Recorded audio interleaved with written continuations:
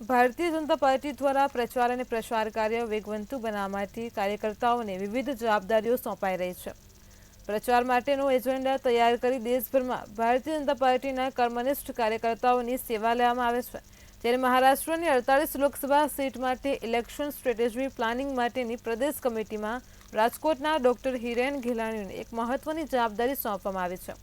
આ જવાબદારી મળતા જ ડોક્ટર ઘેલાણીએ જણાવ્યું હતું કે ભારતીય જનતા પાર્ટીના ચૂંટણી વ્યૂહરચનામાં મહત્વનો ભાગ ભજવી લોકસભા ચૂંટણીમાં ભાજપની તરફેણમાં મતદાન થાય તે અંતર્ગત મહત્વની ભૂમિકા ભજવશે।